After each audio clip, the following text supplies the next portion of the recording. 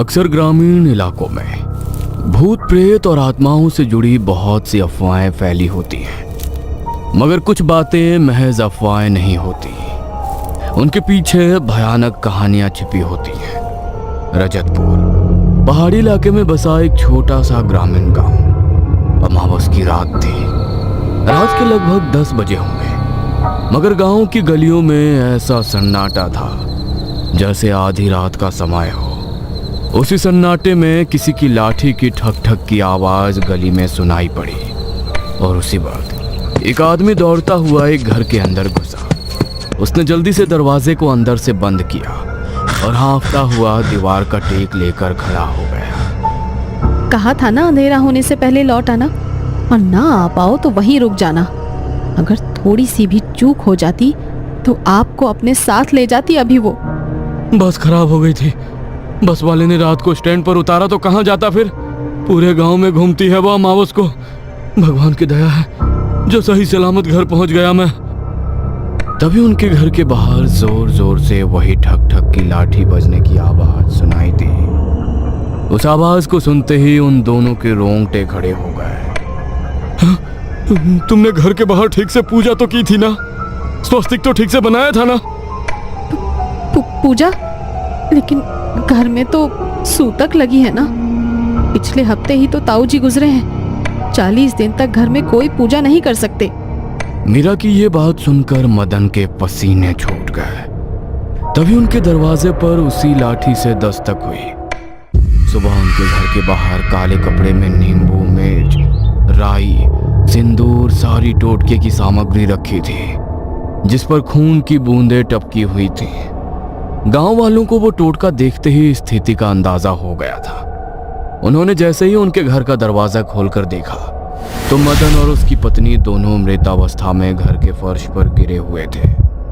उनकी आंखें ऊपर पलटकर सफेद हो चुकी थी और जीभ नीली होकर बाहर लटकी हुई थी।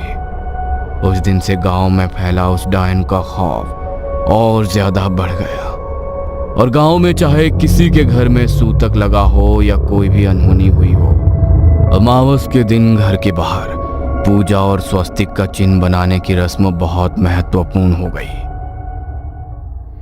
20 साल बाद ये सब अपने घरों के बाहर आज पूजा क्यों कर रहे हैं मामी? कोई त्योहार है क्या आज?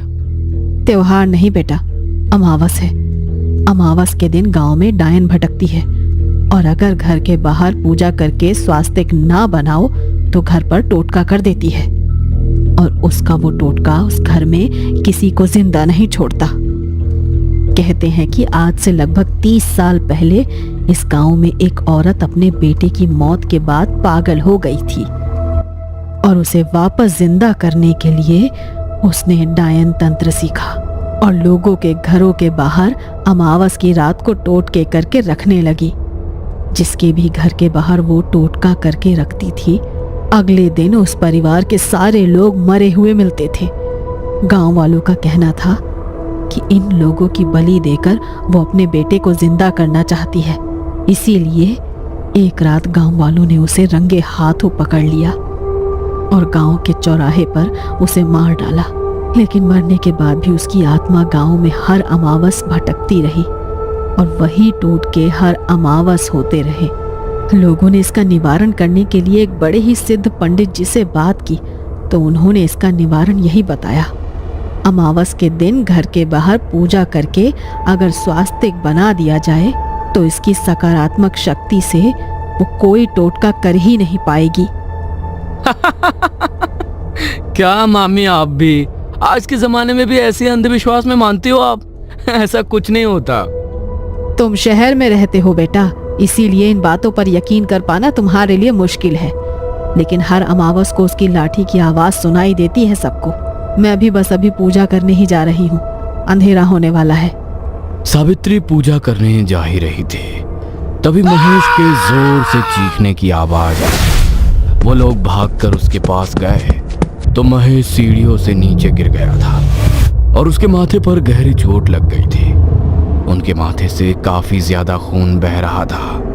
मामा जी के सर पर तो बहुत ज्यादा चोट लग गई है मामी जी, इन्हें तो हॉस्पिटल लेकर जाना पड़ेगा। हाँ जतिन रागिनी, मैं तुम्हारे पापा को लेकर हॉस्पिटल जा रही हूँ। तुम लोग घर के बाहर पूजा करके स्वास्तिक बना देना। और सुनो, पूजा करने के बाद सारे खिड़की दरवाजे बंद कर लेना, और चाहे कुछ भी हो जाए घर से बाहर मत निकलना। मैं तुम्हारे पापा के साथ हॉस्पिटल से कल सुबह ही लौटूंगी। सावित्री महेश को लेकर अस्पताल के लिए निकल गई। उसने पूजा की थाली तैयार कर रखी थी। रागिनी जैसे ही अंदर पूजा की थाली उठाने के लिए गई तो उसमें रखा कपूर नीचे गिर गया। जतिन, रागिनी, वरुण और उसकी बहन सोनाली सब घर के बाहर थाली लेकर पूजा करने के लिए गए। उन लोगों ने वहां पर पूजा तो कर दी, लेकिन पूजा की सामग्री में कपूर नहीं था और स्वस्तिक बनाना भी उन लोगों के ध्यान से उतर गया। पूजा करने के तुरंत बाद उन्होंने घर के सब खिड़की दरवाजों को अंदर से बंद कर लिया। आपने इतनी जल्दी घर को बंद क्यों कर दिया? कम से कम खिड़की तो खोल लो, बहुत घुटन हो रही है। नहीं दीदी, माँ ने बताया ना आज की रात कितना खतरा रहता है सब गांव वालों को उस डायन से। उन लोगों ने भी उनसे ज्यादा सवाल जवाब नहीं किए और सब साथ में बैठकर मूवी देखने लगे। सावित्री का भी कॉल आया कि महेश की तबीयत अब ठीक है। लगभग 11:30 बजे सब एक ही रूम में सो गए, मगर जैसे ही घड़ी में ठीक 12 बजे सोनाली के कानों में ठक ठक की आवाज पड़ी। उस आवाज से सोनाली की नींद टूट गई। उसने उठकर देखा तो कमरे के बाहर की तरफ से उसे फिर से वही ठक ठक की आवाज सुनाई दी। ये कैसी आवाज है? शायद मेरा वहम है। सोनाली उस आवाज को इग्नोर करके वापस सोने के लिए लेट गई, मगर थोड़ी देर बाद उसे प्यास लगी। उसने कमरे में पानी की बोतल ढूंढी, लेकिन बोतल में पानी खत्म हो चुका था। वो पानी पीने के लिए किचन में गई, तभी उसे अपने पीछे से फिर से जमीन में लाठी बजने की आवाज सुनाई दी और एक आवाज उसके कानों में पड़ी। बहुत प्यास लगी है, मुझे भी पानी पिला दो। वो आवाज सुनते ही सोनाली के हाथ से पानी का गिलास छूटकर नीचे गिर गया। वो जैसे ही पीछे मुड़ी तो काली साड़ी पहनी एक बेहद बूढ़ी औरत, जिसका चेहरा पूरी तरह झुर्रियों से भरा था, बाल बुरी तरह बिखरे हुए थे और उसके हाथ में एक लकड़ी की लाठी थी जिसे वो बार बार जमीन पर मारती जा रही थी।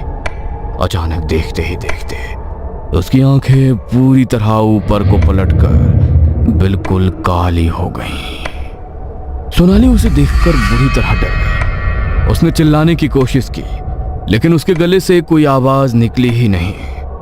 कितनी भी कोशिश कर लो, अब कोई तुम्हें मुझसे नहीं बचा पाएगा। बहुत सालों से इस गांव में किसी को शिकार नहीं बना पाई मैं। आज अपने शिकार को अपने हाथों से जाने नहीं दूंगी मैं।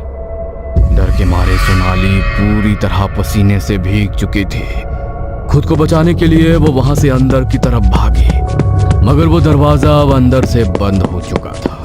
बेकार कोशिश मत करो, नहीं बचा पाओगे खुद को मुझसे।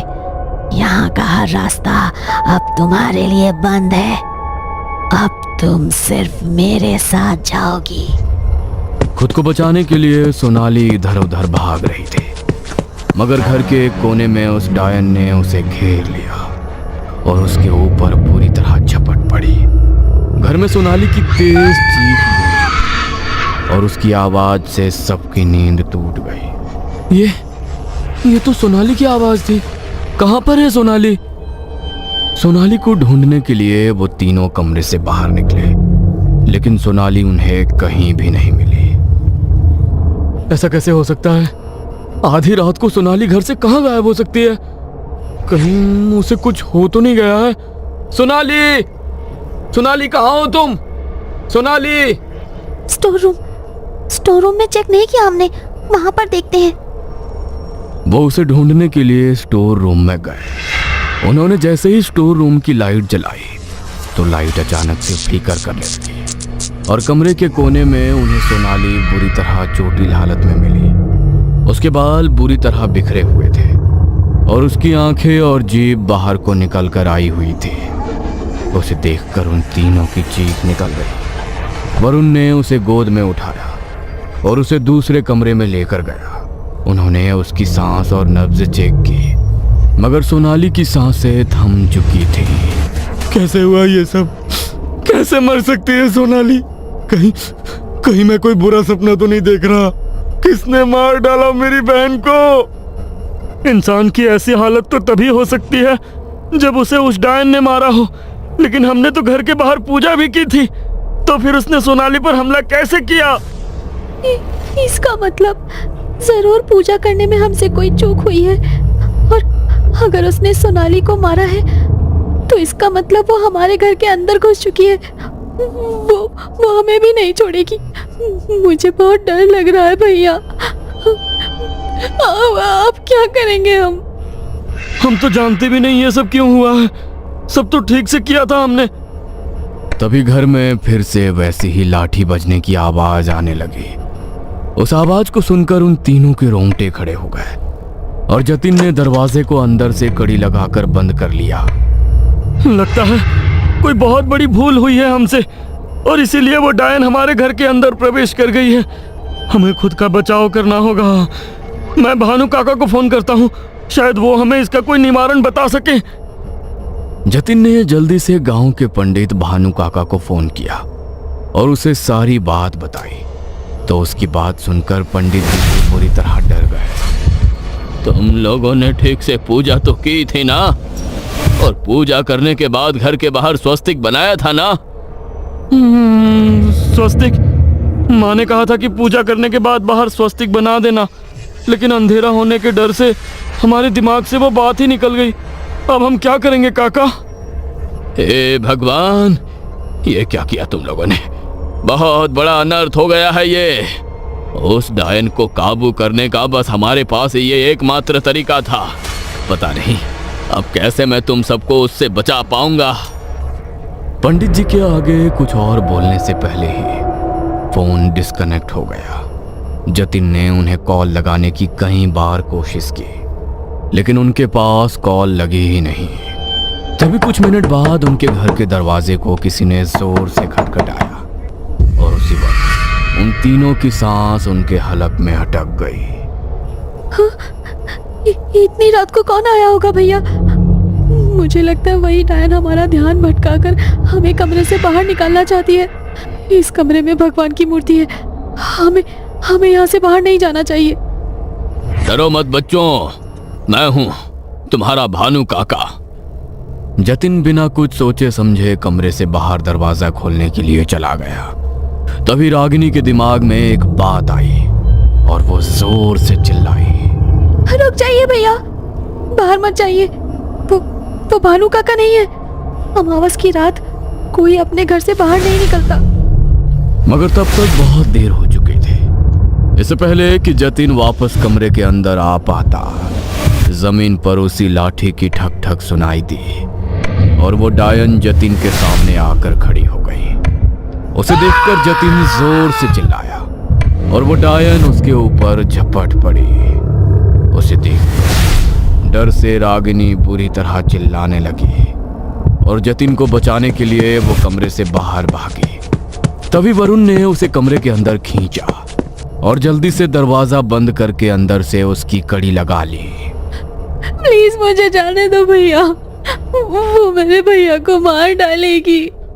शांत हो जाओ रागिनी, मैं जानता हूँ कि तुम जतिन को बचाना चाहती हो। अरे सिर्फ तुम ही नहीं, मैं भी उसे बचाना चाहता हूँ, लेकिन हम चाहकर भी उसे नहीं बचा सकते। हमारे पास ऐसी कोई सिद्धि, कोई शक्ति नहीं है जिससे हम उसका सामना कर सकें। नहीं, मैं अपने भैया को इस तरह से उसके हाथों मरने नहीं दूंगी। रागिनी ने कमरे में रखी हनुमान जी की मूर्ति को उठाया और दरवाजा खोलकर कमरे के बाहर चली गई। वो डायन अभी भी जतिन को बुरी तरह नोच रही थी और उसके चीखने की आवाजें पूरे घर में गूंज रही थी। वो दौड़ती हुई हनुमान जी की मूर्ति लेकर वहां पर आ गई। उसने जैसे ही हनुमान जी की मूर्ति को उस डायन से स्पर्श किया तो वो बुरी तरह चीखने लगी और बौखलाती हुई बंद दीवार से घर के बाहर गायब हुई। उसी वक्त रागिनी ने हनुमान जी का नाम लेते हुए निडर होकर उनकी मूर्ति को घर के बाहर रख दिया और दरवाजा बंद करके अंदर आई। वरुण और वो मिलकर जतिन को अंदर लेकर गए उसके शरीर पर बहुत सारी चोट लगी थी और हर जगह पर हुई खरोंचों से लगातार खून बह रहा था। रागिनी ने जल्दी से उसकी बॉडी के घाव साफ करके उन पर बैंडेज किए, मगर तभी जतिन की आंखों से आंसू बरस पड़े। अगर आज तूने ये हिम्मत ना की होती तो वो डायन मुझे मार ही डालती। तूने अपनी जान जोखिम में डालकर मेरी जान बचाई। अगर तुझे कुछ हो जाता तो पगली। मेरे होते हुए मैं आपको कुछ नहीं होने दूंगी भैया। तभी जतिन के फोन पर भानु काका का फोन आया। रागिनी ने उनका फोन रिसीव करके उन्हें पूरी बात बताई तो भानु काका के भी रोंगटे खड़े हो गए। उन्होंने उसे हिम्मत दी और अब कमरे से बाहर निकलने को सख्त मना किया और अपनी रुद्राक्ष की माला गले में धारण कर अपने सभी शिष्यों के साथ गांव के मंदिर की ओर निकल पड़े। जब रागिनी उस डायन से सामना करने के लिए इतनी हिम्मत कर सकती है तो आज तक हम उसे खत्म करने की हिम्मत क्यों नहीं कर पाए, ये जानते हुए भी कि इस संसार में भगवान से बड़ी कोई शक्ति नहीं, तब भी हम उससे डरते रहे। उन्होंने आधी रात को मंदिर के कपाट खोले और मंदिर के प्रांगण के बीचों बीच यज्ञ कुंड जलाकर उन्होंने बजरंग बाण का पाठ करना शुरू किया। उसी वक्त गांव में उस डायन के जोर जोर से चीखने की आवाजें सुनाई देने लगी और मंदिर की घंटियां जोर जोर से बजने लगी। घंटी की ध्वनि से गांव वालों का मन कुछ शांत हुआ। तभी जोर जोर से चीखते हुए वो डायन मंदिर की तरफ खींची चली आई। तभी पंडित जी ने अपने शिष्य को इशारा किया और उसने उस डायन पर गंगा जल का छिड़काव कर दिया।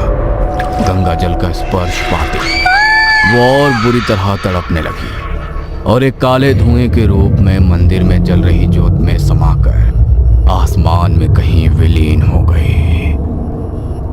उस रात के बाद फिर कभी किसी अमावस को गांव में उसका साया किसी को दिखाई नहीं दिया और ना ही कोई टोटका किसी के घर के बाहर मिला।